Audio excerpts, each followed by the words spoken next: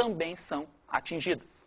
Uma característica marcante também da Primeira Guerra Mundial é que ela representa a chegada da Revolução Industrial na arte da guerra. Sabemos que a Revolução Industrial teve grande importância na fabricação de produtos, etc. Mas, com a Primeira Guerra Mundial, as inovações tecnológicas da Revolução Industrial chegam à guerra. Um exemplo é a metralhadora. Ela representa um grande avanço no campo militar. Com pouco tempo, muitas balas são disparadas da arma e que pode atingir em pouco tempo e com pouco movimento um grande número de soldados. A metralhadora vai ser uma arma decisiva. Outra inovação da Primeira Guerra Mundial é o uso do avião. O Santos Dumont, ao inventar o avião, não sabia que ele ia ser utilizado na guerra. Tanto é que quando ele soube, ele se suicidou. Mas o avião, naquela época, era simplesmente uma batalha aérea. Os aviões tinham como fim destruir uns aos outros.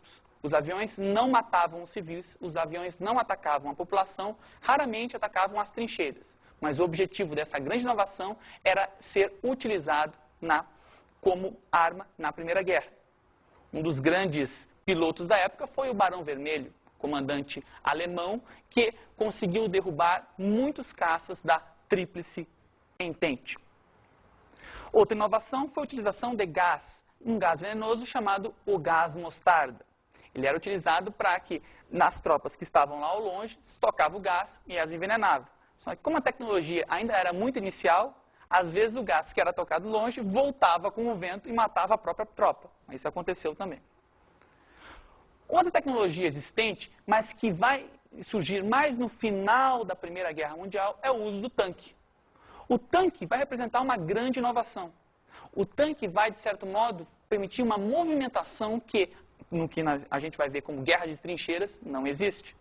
O tanque, na verdade, vai iniciar na Primeira Guerra Mundial, mas ele só vai ser uma grande inovação mesmo, uma grande forma efetiva na Segunda Guerra Mundial. Agora, vamos dar uma olhada nos trechinhos do filme Nós que Aqui Estamos, por Vós Esperamos.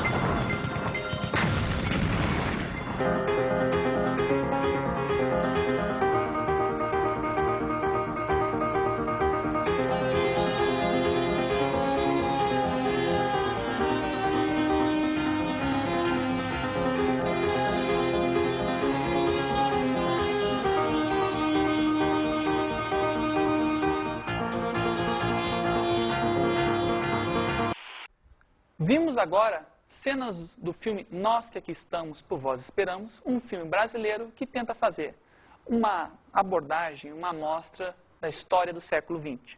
Cenas fortes na utilização da tecnologia, no caso o gás, na Primeira Guerra Mundial. Mas como seria, na verdade, o relato de alguém que viveu o fronte, que estava no fronte de batalha, sobre essas inovações tecnológicas? Vamos ver aí um trecho escolhido. Os carros de combate, que eram antigamente um objeto de troça, tornaram-se uma arma terrível. Desenrolam-se em compridas linhas blindadas e encarnam, para nós, o horror da guerra, mais que qualquer outra coisa. Estes canhões, que espalham sobre nós os seus fogos rolantes, não os vemos. As linhas ofensivas dos adversários são compostas por seres humanos, como nós.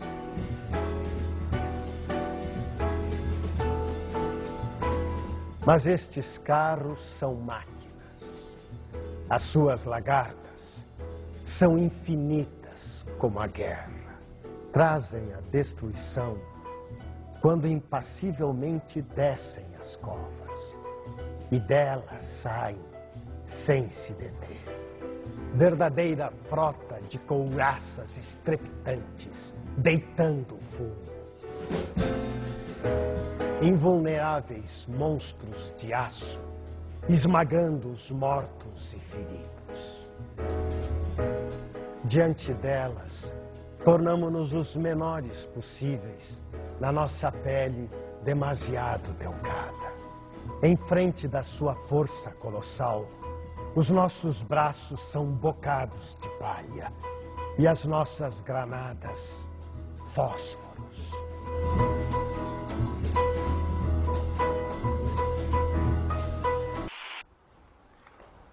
O trecho que nós vimos agora mostra uma descrição literária de como seria o cotidiano de um soldado no fronte de batalha frente a toda essa inovação tecnológica que ele vivia. Bem, tendo em vista toda essa inovação que a Grande Guerra representa, vamos agora entender as fases da Grande Guerra, as fases na qual a guerra foi dividida. A primeira fase é o que a gente pode chamar de guerra de movimento, quando as potências em conflito se movimentam em busca de posicionar as suas tropas. A segunda fase, a fase mais dolorida e a de maior carnificina, foi a guerra de trincheiras. Uma vez as tropas movimentadas, elas agora vão lutar uma frente à outra, em trincheiras, buracos abertos no meio da terra, onde os soldados lá se posicionam e ficam atirando uns nos outros. A vida de trincheira é algo extremamente duro, perverso, algo difícil a qualquer soldado e principalmente aos soldados daquela época. Vamos agora ver um filme para entender melhor isso. Vamos ver o filme Nada de Novo no Fronte.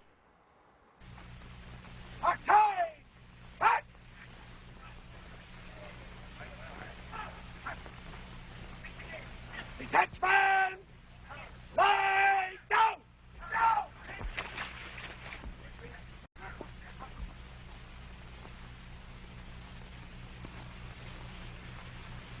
Head down!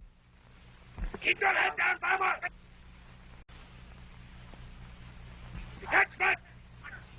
Get up! Advance! Ready!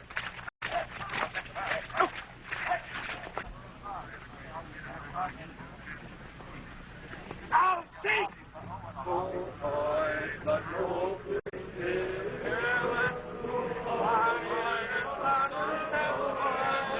Do you call that singing? Detachment! Halt! So, we have no spirit, huh?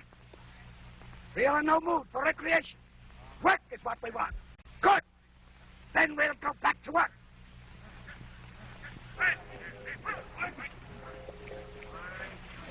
Detachment!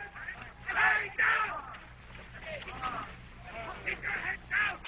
Por fim, a terceira fase do conflito é a que se dá no ano de 1917, um ano-chave.